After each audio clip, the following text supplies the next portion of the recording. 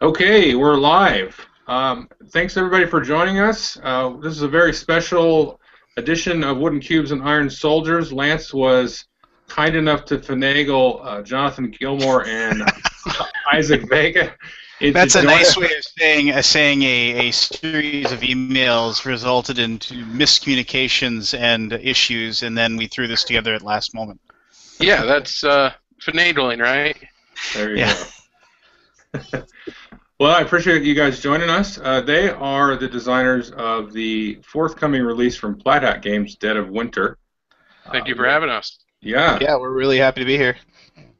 And I wish Isaac, yeah, Isaac is actually a HAL 9000. Yes. Yeah. His head actually floats about 4 inches off his body like the Avatar. Nice.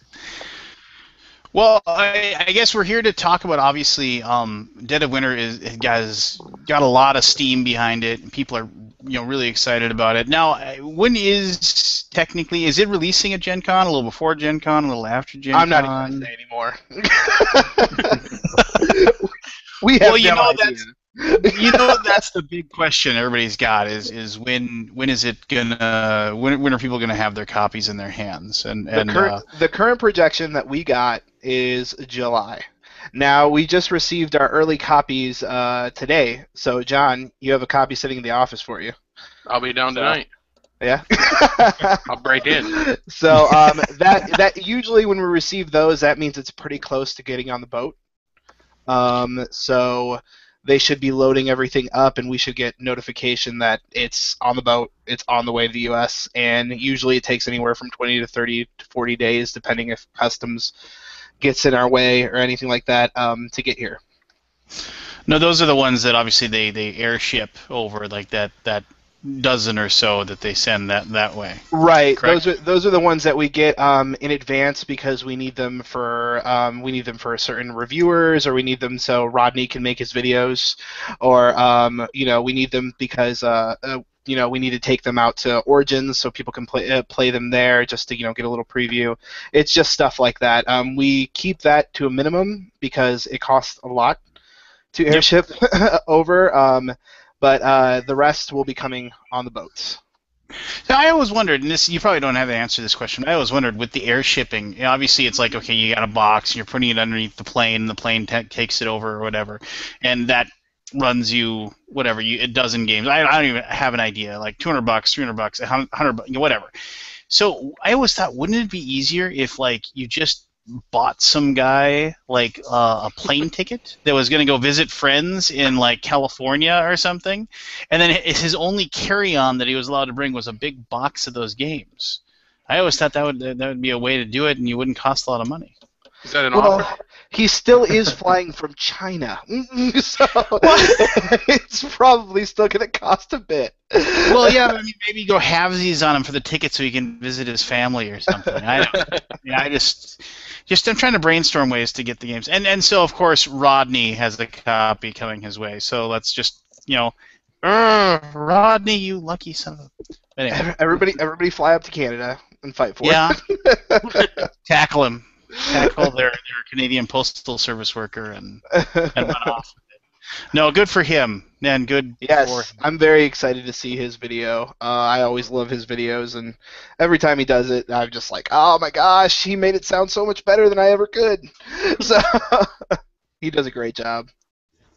Well, there's a ton of questions I could ask directly about the game. Obviously, the biggest thing for me is my impression of it is that this is kind of, and I might be completely off base here, but it's kind of like a rule set, and then you can kind of you can plant a scenario kind of into the rule set. That's the kind of like there's going to be like different versions of this game. So like this one is the Dead of Winter or whatever. It's of course, like, you don't want to say the Z word and zombies or whatever, but there's creatures out there, and you're trying to keep just survive and then whatever. But if you decided you wanted to switch it up and play something like in a different setting, you could take this idea of this game and transplant it and put it somewhere else relatively easily. Am I off base, or am I on the right track?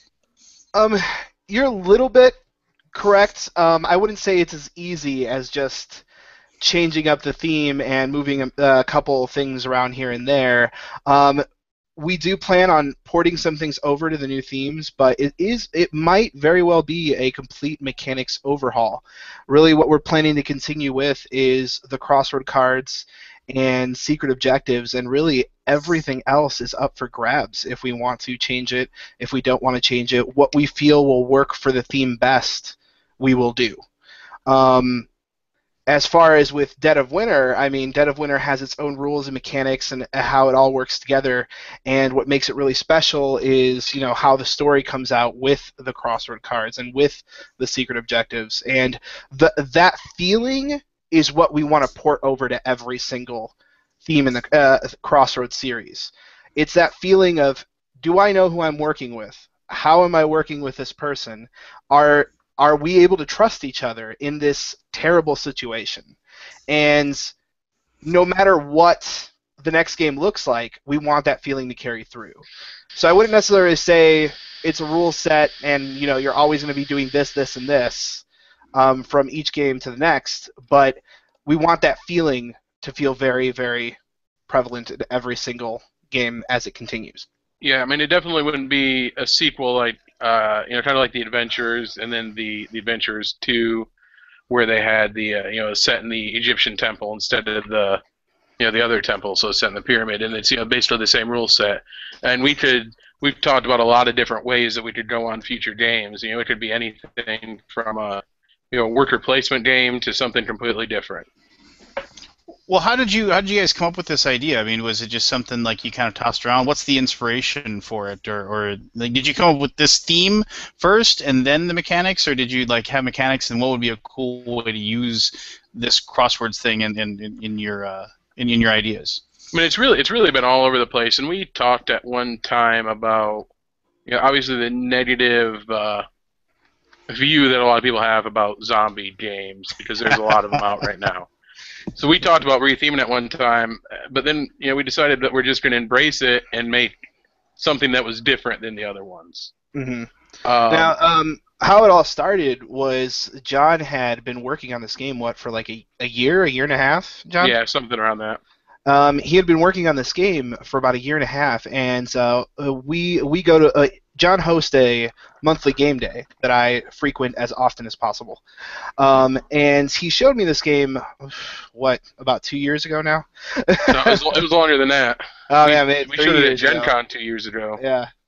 So he showed me this game, and I was like, "There's a lot of stuff here that I don't like." But there is something here, and it just got my brain burning, and I was just like, he was "Oh slightly my gosh!" less played at the time.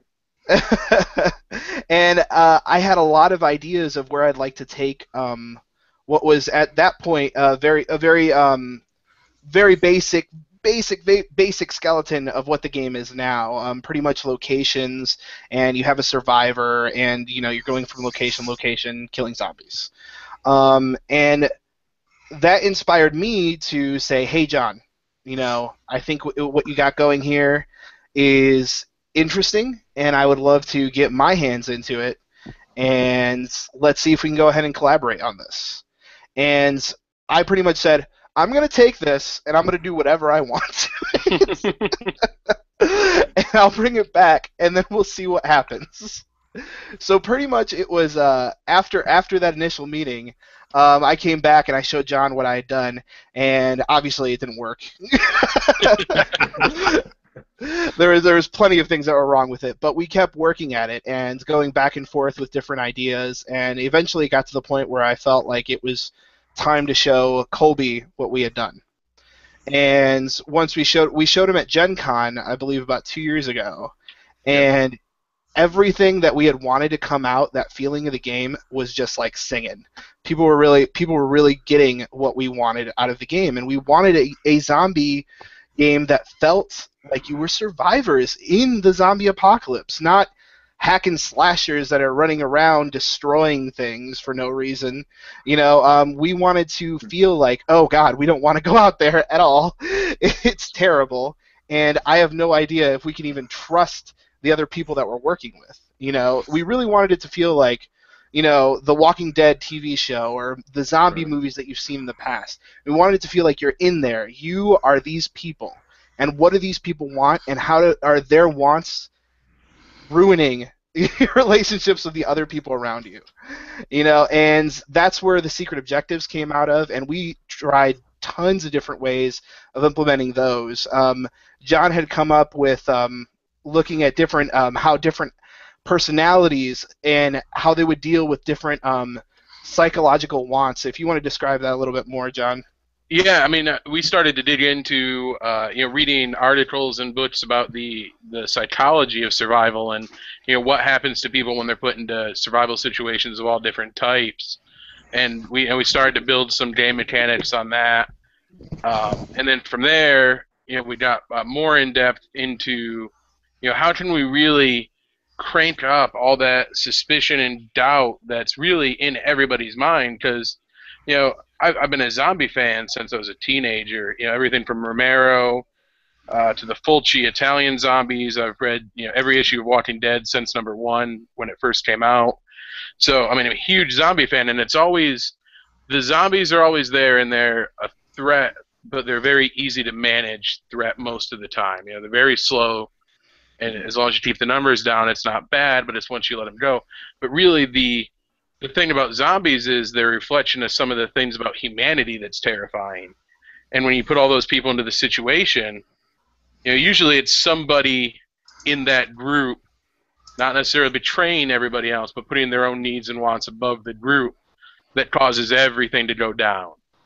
Whether it's somebody seeing their father who's a zombie at the door and letting them in, or somebody deciding that they'd be better off with the guns and the ammo and then leaving. There's always some human thing that marks that downfall in every single really good zombie media. Right. So we really wanted to focus on those and all the little bits of survival and things that happen to the survivors. So as we continue developing the game, that was always our main thought. Like, how do we make that feeling stick, no matter what we're doing? And as the game continued and continued and continued, we had gotten to a pretty good point. We had gotten a lot of playtesters into it, and we were ready for production. We had everything going, and at that point, crossword cards didn't exist yet. They didn't even exist in the game. Mm-hmm. And it was about 7 months ago. It was about 9 months ago now that crossword cards were introduced, because I had this feeling in the pit of my stomach. I was freaking out about the game. You can ask John that. There were late night calls for weeks that I was just like, there's something just not right. Something needs to change, and I don't know what it is. And I had a group of people over to just pretty much play the game from dawn till dusk, and let's see what this thing is. And pretty much in the middle of the day, I sat down and was like, what if we did this? And everybody was like loving that idea. And that's how crossroad cards came out. How do those work, those crossroad cards, exactly? Now, crossroad cards, what they do is that on your turn, another player it draws a crossword card, and they're looking to see what you do on your turn. At the beginning of each crossword cards, there's a trigger at the top, and it tells you that if the player that's currently playing does this, then you read this crossword card. And what the crossword card it does is it sets up a little story, and then it gives the players options. It could either be an option for the player that's playing, it could be for the entire colony, and they have to pretty much decide, do you want to do this thing or do you want to do this thing? And it's really interesting what that brings to the game, because it creates all of this interesting tension. It puts you right on the spot. You thought you were playing this game, you were achieving your goals in secret, and now, boom, you have to make a decision in front of everybody. And how is that decision going to affect the colony? How is that going to affect the other players around the board? How is it going to move the zombies around? And it creates all these interesting different just levels of the game that just come out, and the story moments that just evolve from those little cards are amazing. Yep. Yeah, every single time I play, there's always this new story that the people that I play with will go back and reference at some point. And the other thing that's really interesting about this game, and I haven't really seen it in a lot of other games, is that people will make decisions based on their morals rather than mechanics. And it's really interesting. I mean, I've seen people that would get emotional because a crossroad card came up where another player had a choice between saving this group of children or just letting them stay out. Right. Real dilemma. That's pretty grim. That's the kind of thing that that's the kind of thing that happens too.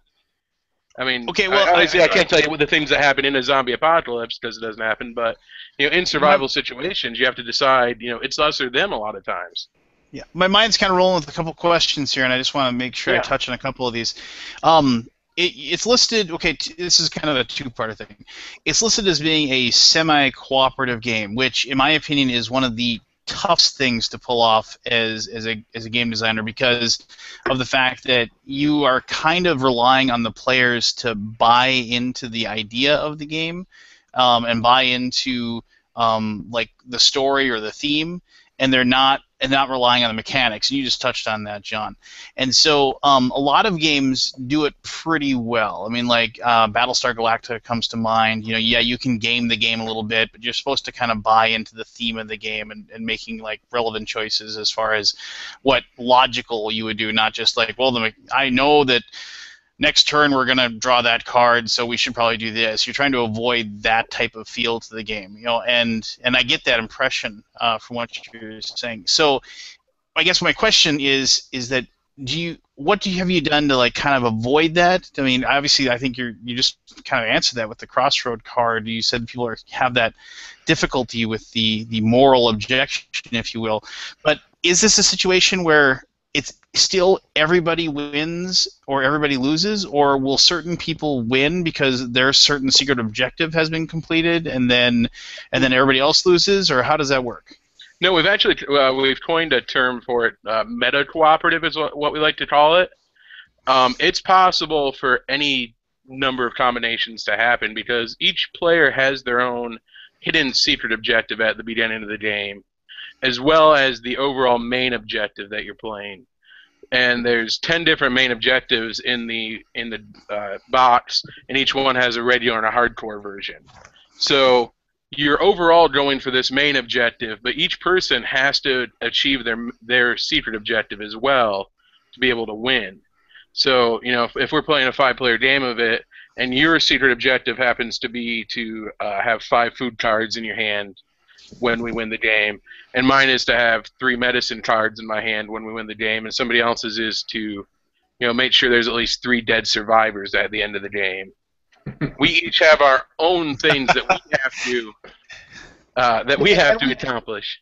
And all of those are everybody working towards the main objective. You could all easily win together. You could all lose together. There could be one winner, even though everybody completed the main objective. There could be 3 winners. There could be 2 winners. There could be a betrayer amongst you that wants you all to fail. And that's what's really interesting about the game. You don't know what the other person's objectives are. You have no idea what they're trying to get, and how that affects you guys trying to complete the main objective together. So it's not really, okay, these guys are always going to either win or these guys are always going to lose. Every time you start the game, you have no idea whether or not you're going to be amongst the winners with everybody else, or if you're going to be the only one standing left. How many different personal objectives are there in the game? Like how many? I believe there's 26 secret objectives that are for the good guys. Everybody's working towards the main objective, and then there's also 10 betrayal objectives, which when you play the game, you shuffle in 2 good main objectives for each player that's playing the game, and 1 betrayer objective. And you shuffle those all up, and then you deal 1 out to each player. So it's possible that there's no betrayer in the game. And it's possible that there is 1 betrayer in the game. So you don't know if everybody's on your side or not. No, do you have the ability to... Oh, I'm sorry. Go ahead, Joel. No, I was just going to follow up on that betrayer thing, because somebody asked in the chat about it. So the betrayer objectives, do they have their own personal objective, and do they also need everybody to fail, or how does that work? Correct. For the betrayer? They have.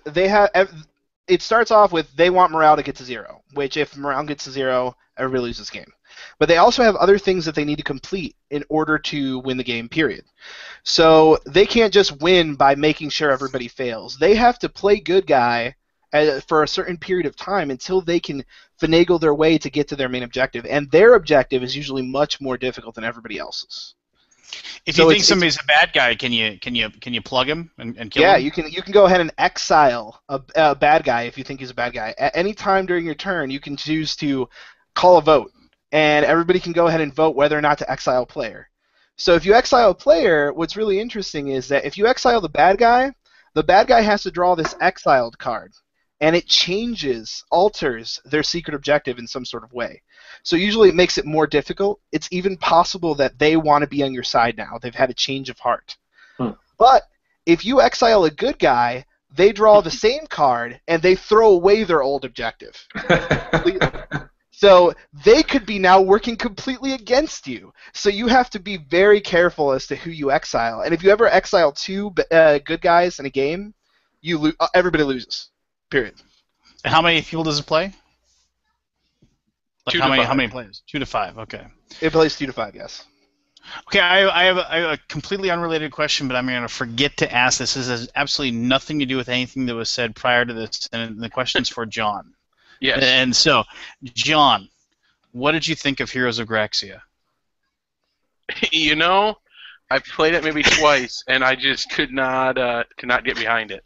For those of you, I sold John Heroes of Graxia back in 2009 on a Geek List auction, and I warned him that the game was horrible, and I told him he wasn't allowed to complain to me about it. So And I never did.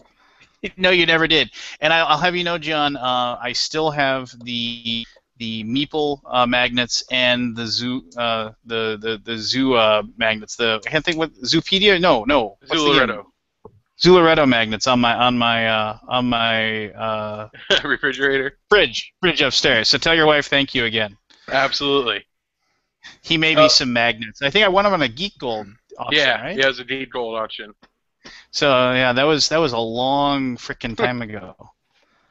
I just wanted to follow up with the player count. You guys said it plays 2 to 5, and there's a question in chat about how it works with 2, because Battlestar, for example, you can't play that with 2. So you guys want to elucidate that a little bit? Yeah, go ahead. Okay. I'll answer it. It's horrible with 2. Don't ever play with 2. No. In the 2-player game, there is you go to the end of the rulebook and there's a variant on how to play the co-op version of the game. You don't actually play with any secret objectives. You are all playing towards you're both playing towards the main objective, and the main objective is on its hardcore side. So you have to beat the hardest way the main objective was intended.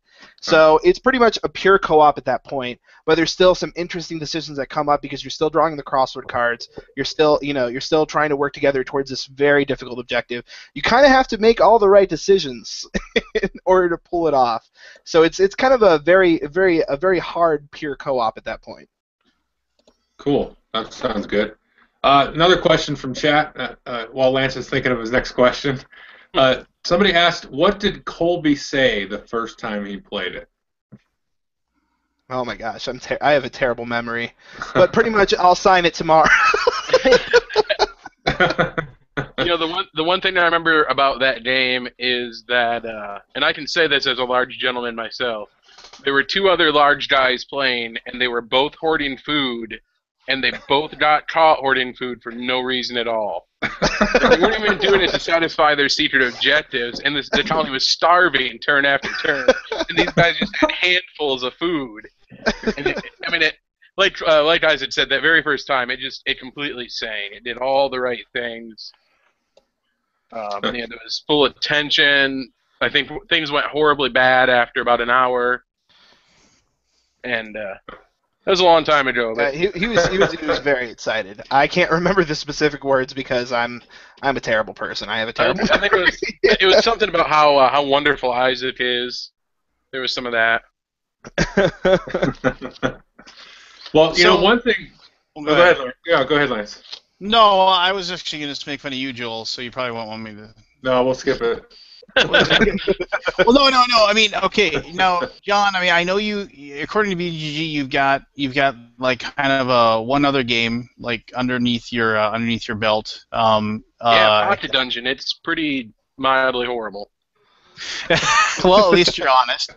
But Isaac, you've got several games that you've designed. I mean, I see Joel smiling. Why are you smiling, Joel? You're just trying to get me in trouble. I'm gonna go to the chat. What happened? Why am I part of this? I mean, no. What other games? Okay, I remember. I can pull it up. You know what, Isaac? You have one game I really enjoy, and I'll be honest with you. Since I've got you here, I really considered putting on kind of my top games for 2013. It was Bioshock Infinite. I really enjoyed that one. Awesome. Thank you. Yeah, no, it's really fun. I designed. But what about City lying to me now? No, Lance. I didn't care for City Remnants, but there's a question in chat. Actually, there is. Everybody has their own opinion. He loved Bioshock. He loved Bioshock, and he tried to get me to play it, and so yeah. But I don't know what it was. I mean, it's like of your designs. I mean, that you've made. I mean, obviously you don't want to like say, well, this one was better than that one, or that one's better than this one. Is this kind of like your baby now? Is this like the one that you're most excited about, Isaac? Or I am always most excited about my newest project. but yes, I'm very excited about Dead of Winter. The thing about Dead of Winter that I can say more about any of the other games that I've ever played. Or that I've ever designed, is that it really just strikes an emotional chord with people that I haven't seen out of my other games, and it's fascinating to watch. I was talking about on the last podcast I was on. What was really interesting is that on Dead of Winter, it was the first time I had ever played with all female players and me. You know, and it's like that's the first game I've ever designed where I'm playing with all other females, and they're all loving the game. Was this some like weird strip version of Dead of Winter? That's a I hope not, because one of them was Colby's wife. That's a secret objective card in the special version there. Yes. Yes. But yeah, I just think that it's brought together more different types of gamers than my other games have. My other games have kind of had a certain type group here and another type of group here, and this just seems to be more open for a lot of different types of gamers, and a lot of different types of gamers get a lot out of it. Even the people that were like, I don't like co-ops, I don't like zombie games, I don't like things like that, they give it a try, and you just see them light up. You know, it's cool you said that, because I remember like when I've never, and I still haven't watched a single episode of Battlestar Galactica yet. I don't care. I love that game. You know, I don't know anything about that. I had no interest in watching that TV show, and this is kind of like I like where you're going with this. I don't want to pigeonhole a game by saying, oh, this is that game, but with this, but. The whole like secret objectives and trying to keep what you're pretending to be one thing while doing another. I mean, it seems to be a game that's just speaking exactly to me and my group. And yeah, I mean, this sounds pretty awesome. Yeah, and I'm just excited. I mean, I have never seen. I have a couple of fans of the game that I got to meet at PAX and stuff, and it's the first game that anybody's ever came up and hugged the box goodbye. So, so I'm very excited about that. That's good. And one of the cool things is there's a lot of storytelling in this game, and Isaac and I are both big fans of storytelling games. Mm-hmm. We play Fiasco, Dread, and a few other ones that I was just gonna say if I was wondering if Fiasco might have been a inspiration a little bit for this game a little bit, because I've been getting a feel from the way you've been describing it. Yeah, we have a lot of fun with storytelling games in our group, and we see people because, like, my wife, I've tried to get her to play Fiasco and other storytelling games, and she just doesn't like that kind of thing. You know, she doesn't feel that she has a good imagination, is good at doing that sort of thing. But with with this, watching her and other people that are uncomfortable with that type of game really get into character. I mean, there was one time we were playing and we got some food from a very questionable source in the game. And we had to keep that food segregated in the pile of cubes, and she refused to touch it for the rest of the game. She's like, if we needed to spend food, it had to come out of that other pile. The guys that were okay with it could eat that food, but she would not. She refused to have anything to do with it. And it's just people really get into their roles in this, which is cool. So it's just kind of like an added level to people are making making the game more than just the X, Y, and Z mechanics of it. They're creating their own level to it. Yeah, and I don't think you have to do that, which is something that we were touching on a little bit earlier. You don't have to play that way to do it, but I think if you do, or you have some people in your group that enjoy that kind of thing, then it really, it's going to be excellent if you just have one or two people that can start pulling the other players in, and get the in character talk and the in game talk going. Then it's. Well, I got a question. It kind of tailors with some of what the chat's talking about and dovetails from what you're talking about. Now, you kind of normally you shuffle up the random objectives and then maybe pull a random scenario, and then you also get like different characters, right? Do you control just one character or more than one character for yourself? No, that's something that I was very adamant about at the beginning of the design, that I wanted to feel like I controlled a group. I wanted it to feel like a colony. I didn't want it to feel like, oh, there's just this group of 4 guys that are just sitting around. So actually, each player controls at least 2 people to start the game, possibly more depending on the amount of players. And you're going to be finding more survivors throughout the game to add to your little group. So pretty much your group, the people that you're controlling, is kind of like your family, your group, the people that you came with, the people that you know. And they all have the same goals. Everybody wants to complete, your secret objective. So you grow attached to these different characters on your team, and some of them can die, and some of them, and you can find some other ones, and some of them can switch teams and go to someone else. And it's very interesting to see how different pair-ups of those characters can really make interesting mechanic decisions, and it really gives you a certain value in the colony depending on who you have. Right. And so can you do stuff like set up pick scenario A, and then you have like the army group versus or coinciding with the doctors or the family or whatever. So is it all kind of random, or can you kind of set that up and really? At the beginning of the game, you're going to be given 4 different character cards, and by that point, you already know what your secret objective is. Right. So you can go ahead and choose 2 out of those, and depending on if there's more players, I'm talking about the 5-player game. If there's more players, you'll get to choose more characters. You'll get to choose how you want to set up your team at the beginning. So it's your choice as to who you want to take in order to get your secret objective going. But it may not be the best, group to help towards the main objective. It may just be good for your secret objective, or it may be the one that's better for the entire group as a whole, depending on how you want to choose which characters you want to bring along. Gotcha. And I fully expect people to come up with really cool variants for setup and stuff, where maybe they draft their characters, or it's open to that. Like if you wanted to play it that way, where you had a very specific starting group, I think people will definitely, how Board Game Geek works. People are going to variant the hell out of everything, so it's going to be awesome seeing that kind of thing. Yeah, and that's something that we really, really want to support. We just got a look at the Crossroads generator that we're going to be putting up on our website once the game is out, and it's pretty much working. So you're going to be able to go onto our website, make up your own crossword cards, and add them to your game. And that's something that we want, as much as we can, help people, take ownership over Dead of Winter. We want to help them do that because it's the game that can support it. Like, here's all these interesting mechanics. Here's this interesting story bits. Now take it even further. And that's something I am truly excited to see what people come up with. Yeah. That sounds great. Well, guess who just showed up in chat? None other than Rodney Smith, and he is Oh, saying, yes. I don't know, I can't read this clearly. He's saying send all copies of the game to Joel Eddy. I don't know why he's saying that. You're gonna be handling the play on this one.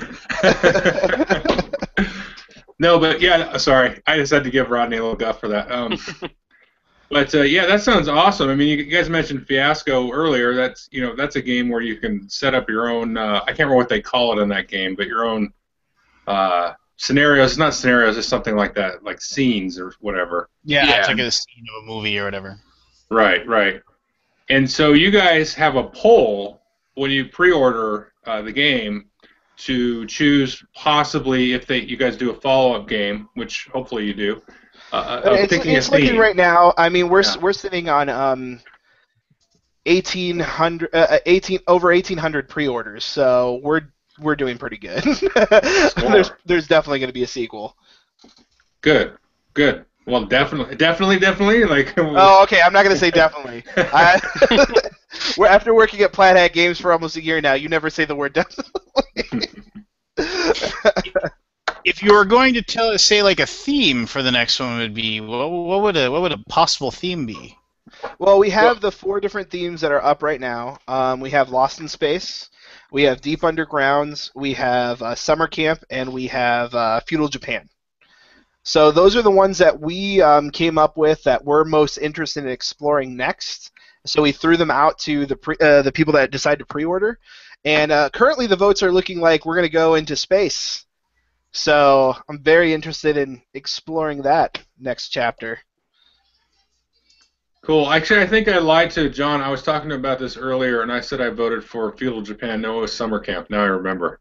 I thought that would be really interesting. But yeah, any of those sound like they'd be interesting. The whole system sounds interesting. There's a very very solid Summer Camp fan base out there that's lobbying for it.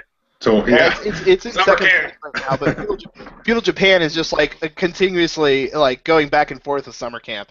But those are all themes that we want to explore at some point. It's not like, oh, well, this one didn't get voted, so we're not going to explore it ever. No, it's just like, what do you guys want to see next? We want to stay close to the pulse of what the fans want. So as much as that we can support it, we are going to keep exploring different themes that the fans are interested in. And obviously, if we come up with ideas for going on with the other themes, we'll launch those as well. Cool. Yeah, very cool. But go ahead, Lance. No, go. Yeah, well, it's easy for me to ask questions because the chat's just coming up with so many good ones. I'll just do the first one. So, what was the most emotional moment you've witnessed, in a play session of Dead of Winter? For me, it was the time that I mentioned before, where we were playing with this one lady, and she was honestly almost in tears because she was lobbying because this one other player that was going to play, he had the option of saving these children and bringing a bunch of helpless people into the colony that would have to feed and would eat up our resources, or leaving them there. Mm-hmm. And she did not want him to make the decision of leaving them there.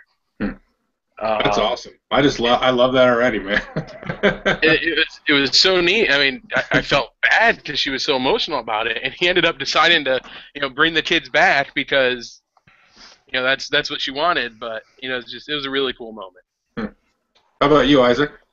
For me, recently we were in Oklahoma at this little kind of get together that we have once a year with some of Colby's old HeroScape friends, and we were showing them the game there, and we had a friend of ours who was very adamant not to play a zombie game. No, thank you. No, I don't want to play a zombie game, please.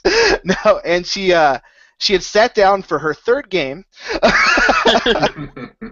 and she is there arguing like so passionately, and everybody else is like completely against her what they want to do, and she's like, no, we have to go here, and we have to put a barricade over here in order for these zombies not to attack there, and they're like, no, why don't you go and do that? And it's like, no, you have to go over there, you're the one who has to leave the colony, you have fuel left, so you're gonna go and do it. And it was just like, so much arguing. It looked like it took them 30 minutes to figure out what they were going to do next, but it was just like so passionate and so amazing, and we were all busting up laughing watching that game.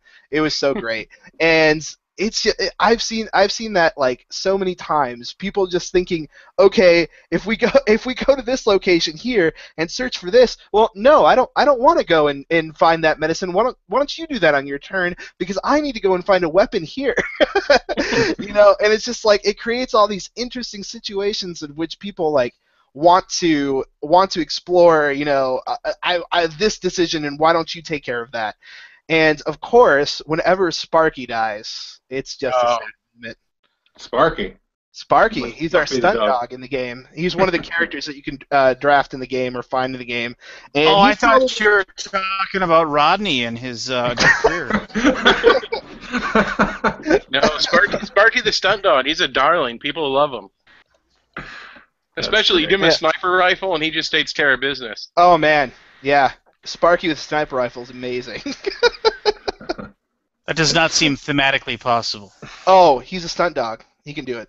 I believe there's a crossroad card that fully explains how they equip them with weapons. It's fantastic. I don't want to spoil it for anybody, but pretty amazing. When that one comes up. Probably my favorite moment playing it was with Sparky. It was in an older version, so it doesn't completely. But there used to be a leader mechanic where one survivor was the leader of the colony and got to make some extra decisions. And some horrible series of events happened, and Sparky became the leader of the colony. So we had this dog make all the decisions. And then a crossroad card came up where like the leader of the colony had to decide between two people. Like we had to kill one of these two survivors.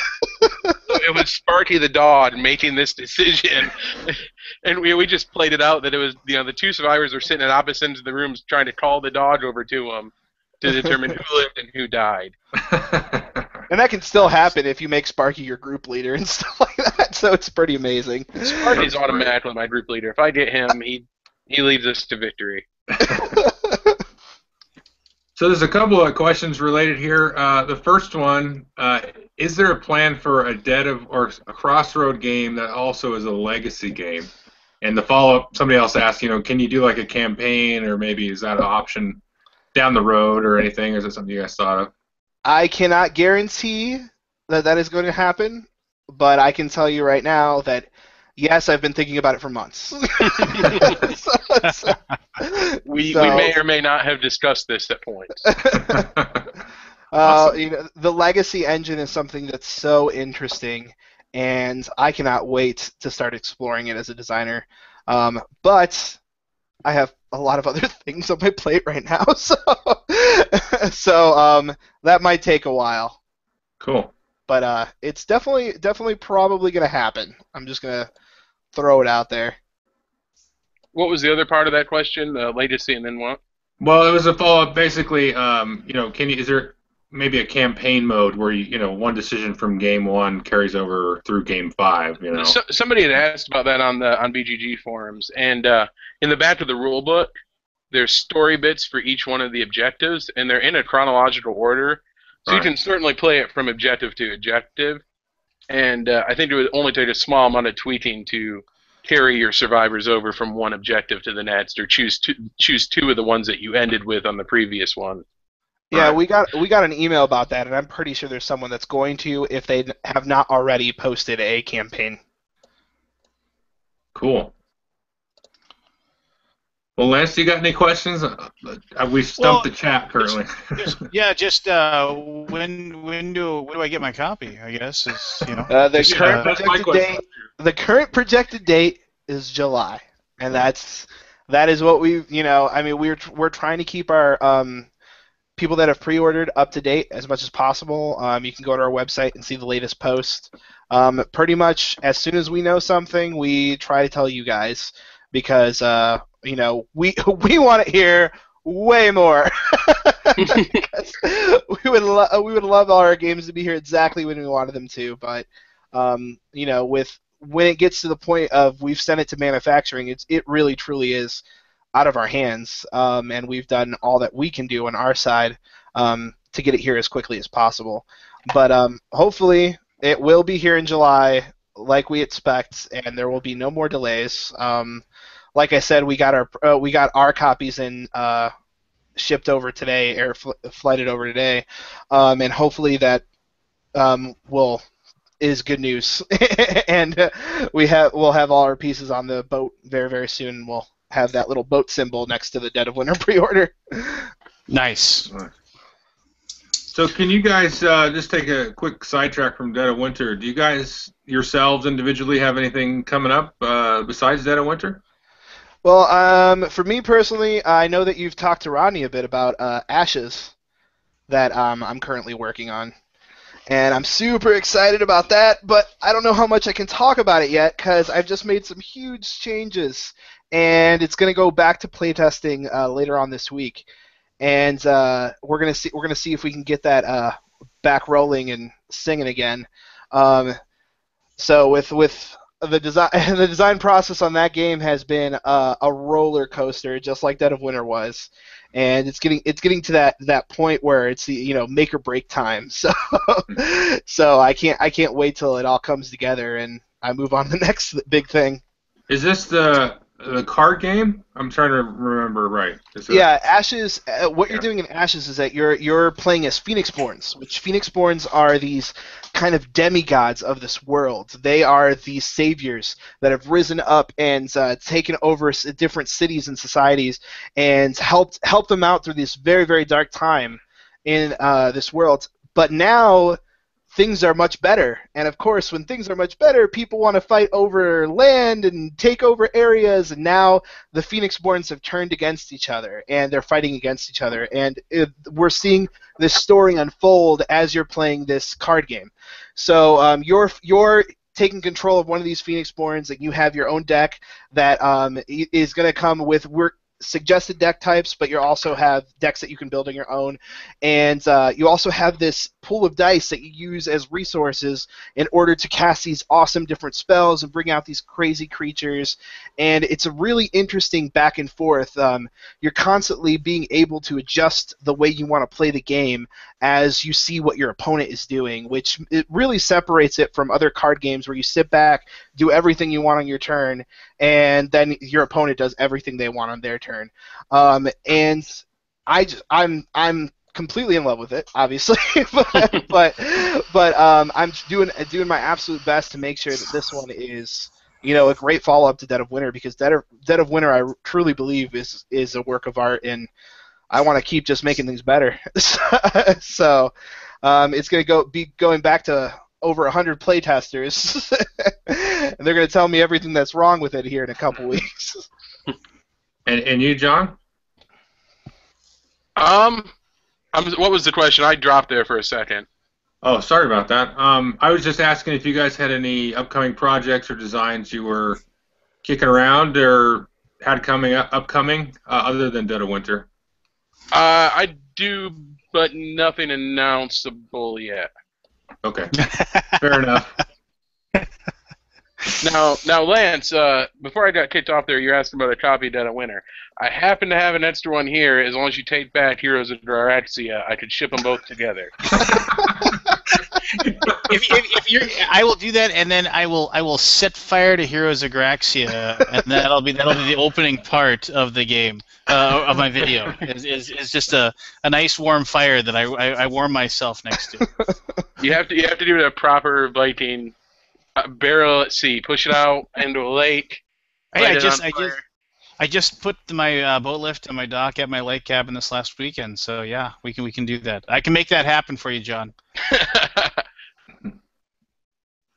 We have. I got one question, and is it easy to play the game without spoiling the game? So if once I play with a certain objective or a certain scenario or whatever, is it seems to me like it would be, but is it replayable over and over again? If we played scenario 1 5 times in a row, we wouldn't have any problem doing that. No, the objectives are. Yeah, we have played scenario 1 like 30 times in a row, and it's always a different experience. It really, really is. There's always different secret objectives coming out. There's always different crossroads that are triggering. There's always different characters that are going to be affecting the outcome of the game. And even if you are playing the same main objective, you are going to have a different feel to every single game. You really are. This game has a lot going for it and a lot of different stuff that is going to be changing up from game to game. And not only that, we're going to be providing, ways for you to adjust your own game and create even more scenarios for yourself. Yeah, So, and in the box there's 80 crossroad cards. You're going to probably see, maybe 5 to 10 of them per game, and it's going to, some of them you'll see every now and then, and some of them you'll only see in very, very specific times. So, Right. There's a lot of reward for multiple replays and unlocking all these little story bits that are on the, and that's almost the way I view it. Is it's like unlocking these side quests and different things in video games. I mean, you may want to play through it over and over again just to try to get that specific crossroad card. Right. Now, the crossroad cards, are they like tailored towards the main objective, or are they just use all 80 across all the main objectives? Use all 80 every time. Cool. Yeah, this game went from like being on my radar, saying I might be interested in this too. I'm not just doing this to kiss your butts either, but this sounds exactly like the new game for my guys to play when we are in a Battlestar Galactica kind of mood, just so we can spend time screaming and yelling at each other at the table and getting upset with each other. So, this sounds awesome. Yeah, well, I hope we don't disappoint. So far it's been a very, very positive feedback. I couldn't be happier with the amount of people that have been raving about the game with a little bit of exposure that it's had so far. So well, here's a good question. I just thought of this. So okay, and we're all gushing about it and whatever, but you must have gotten at least one person with some feedback of something they didn't like about it. Not that I want you to trash on your game or anything like that, but if you don't mind, like share a question or a complaint that somebody's had about the game. Some people just don't like dice. That's very fair. Some people there are a few people that hate zombies so much that they won't replay it. Yeah. But there's more people that say I really hate zombie games, but this is still really good. Yeah.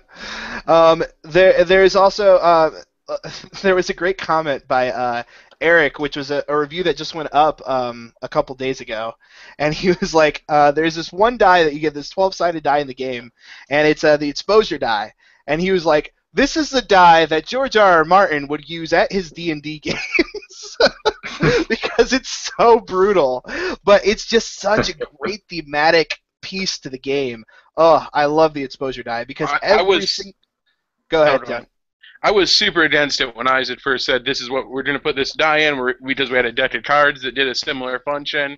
I was like, "Oh, there's no way we're going to do it with a die, and it's going to be anywhere near as good." And it's fantastic because sometimes it'll just be this horrible cascade of awfulness where you have the gamers at the table who are like, "There's no way we could roll a 1 in 12 chance 5 times in a row." But then it happens.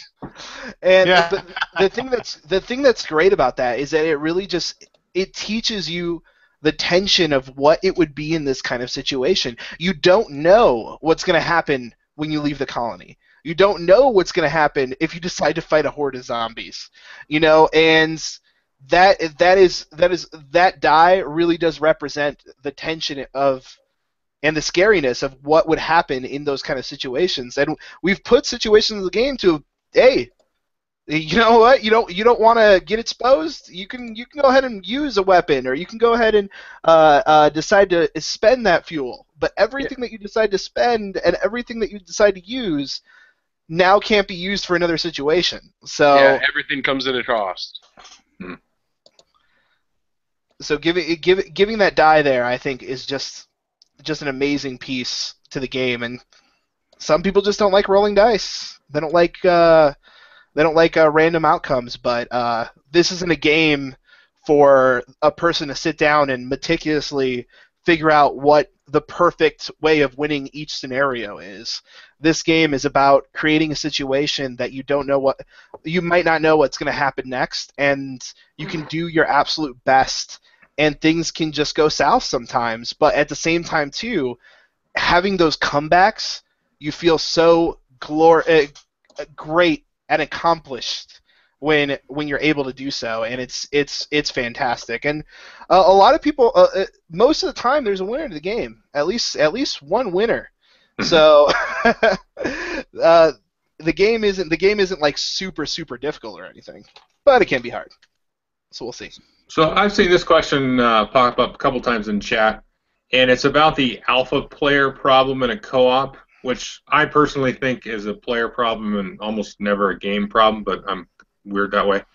I wouldn't see that really being a problem with this, because you've got the traitor mechanic and in the secret objective mechanics. So you could have somebody, this to me would be the player. You could somebody be a real jerk and yell and scream and flip the table or whatever and just try to get their way.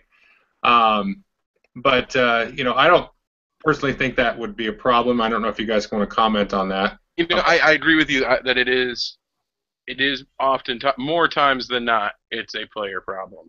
Yeah. But I think there's definitely things that you can do in a game to help mitigate that. The secret objectives and making the choices that a player has on their turn and the things that they need to be doing pretty clear helps out. Because a lot of time the alpha gamers tend to step up when you have somebody that's just looking at all these moving pieces and they say, I don't know what to do. Mm-hmm. Well, then the person that does know is going to tell them. Now, in Dead of Winter, it's actually been one of our biggest compliments that is kind of faded away. It's kind of like that werewolf mentality. You want to talk up, you want to tell everybody what to do. Well, obviously, then you're the werewolf. You're the guy that's guiding us to doom. So you kind of have to work together. You have to discuss these things in order to figure out what the best avenue is for the group, because anybody deciding to take over and do that kind of thing is going to just grab the suspicion of all the other players. It happened to me because I've taught this so many times, and there was a group that wasn't super getting a couple things at first on an older version, and I helped them out, and I wasn't even playing, I was playing, but I helped them make a couple decisions. And then things went wrong, and everybody completely just turned on me. They're like, you have to be the traitor because you told us to go here, and you said to search in this pile, and now things are bad and people are dying. And, I was just trying to help it out. But, definitely everybody, if your secret objective is that you need guns, then it's real intuitive. You go to the police station, and that's where you search, because that's where guns are most likely. Right. And there's really nice iconography on the board to help you figure out exactly which places to go to for the things that you need. So giving the players difficult but easy to inform themselves decisions helps a lot. Good deal. Well, Lance, if you don't have any more questions, we're about at an hour. Yeah. I mean, I can't. I appreciate you guys having the. Kind of last minute, we threw this together, and I appreciate you guys taking the time to be a part of this. Is there anything, any last comments you want to make about the game, or anything in general that you want to if somebody was still sitting on the fence, if I don't know if I want to play this Dead of Winter game, if you had to give a one sentence a sales pitch, what would it be? If you don't like it, I will buy you a copy of Heroes of Diraxi, and I will make that offer to anybody in the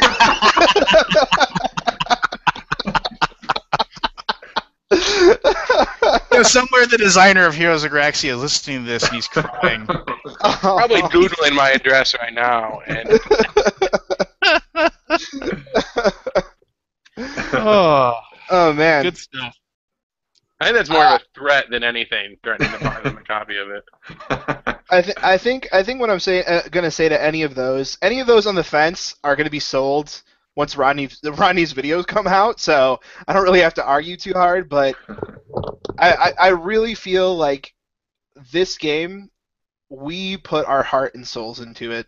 Our entire team came together and put our best into it, and I really feel like you're going to get something special, and you're going to get more than bang for your buck on this game, especially with the pre-order deal of it being at $40. There is a ton in that box for you to continue to keep playing and playing and playing over and over again. And for anybody who isn't planning on getting the pre-order, let me tell you right now, We printed 5,000 copies that are coming over on the boat. About 2,000 of those are already going to people that have pre-ordered. Quite a bit of those are been ordered by bigger companies, and we have to save so many for our website and for the cons that we're going to. So if you want this game, like, soon, I highly suggest you pre-order, because I don't know if it's going to be at your local game store, if we're going to have enough. We're printing another 5,000, but obviously that's going to take longer to get here. So if you guys are very interested in getting it as soon as possible, pre-ordering is the best way to guarantee that you're going to get it. And for any of you European fans out there, the European order is going to be up for a couple of weeks, the deal that we have on shipping. So if you guys are interested in getting that at the great price that we're doing for shipping up there, definitely order soon. A little bit of a hard sell there, Isaac. I'm sorry, but that's the truth. I sure wouldn't want to be the guy who didn't get the game. Not saying... All your friends are pre-ordering. Shouldn't you be pre-ordering too? Yeah. Communist? You don't like free enterprise? And we're going to be at a bunch of cons this season, so I mean, there's going to be lots of opportunities for the people that are on the fence to try it too. And yeah, I think once they try it, they're going to be sold. Yeah, anybody that's coming to Origins, stop by our booth, come and try it out. It's well worth your time. Everybody that tried it at PAX would not leave. They continued to try it over and over again. And I'll be doing overflow in the board game room too. So I'll have a copy there. So between that and Cosmic Encounter, I'll stay pretty busy. We had quite a few groups of people stand there and wait to play the game. A 45-minute to hour and a half game long at a convention you're paying to be at. Play again and again, Dead of Winter. It was their experience of the con, which is kind of crazy to me for people to spend their time on that, which is amazing. I'm really happy that they did so. Well, that's really cool, man. Well, thanks again, guys, for joining. Sorry I got to wrap this up, but time is what it is. And I'm definitely looking forward to getting my copy, hopefully in July, if not August. Well, I hope you get it in July, too, because we need something for Gen Con, man. Yeah. Well, one last question, because you mentioned the pre-order and you were like doing the hard sell. How long is our pre-orders open, just so our people know? We keep our pre-orders open until we have confirmed that we have received all of the copies in the United States. So we usually announce the last week, like, oh, they've told us it's going to be here. So we usually announce that this is the last week, but it will be up until at least July 1st, because we don't expect to get it before then. And I don't think Isaac mentioned it. That's the only way to get the Kodiak Colby promo card. Oh, that's right. Kodiak Colby, he comes with his own little standee and his own little crossroad card, and he's pretty awesome. And his little character card, and he's pretty amazing, and his crossroad card is hilarious. Well, we all know it'll be the most rugged and handsome promo card in existence. He's wrestling the bear, so. That's awesome. Okay. Well, I look forward to meeting you two at Gen Con, and Isaac's floating head. I'll look for that. And he's easy to spot because of it. Yeah, pick him right out. Lance, are you making any conventions this year? I'll be at Gen Con. I room with that big, tall Bigfoot over there, so... I'm the bear in the Kodiak Kobe card. Wait, no. I don't want you... yeah, okay. Great. Sorry. Well, this ended weird. Colby's like canceling my pre-order. He's not getting a copy of that. Yeah. I think we're through here. Yeah. All right, we've descended. Okay. All right. Bye, everybody. Thanks again. Yeah, thanks a lot, John, Isaac. It was fun. Thanks a lot. Yeah, it was good talking to you, man. All right.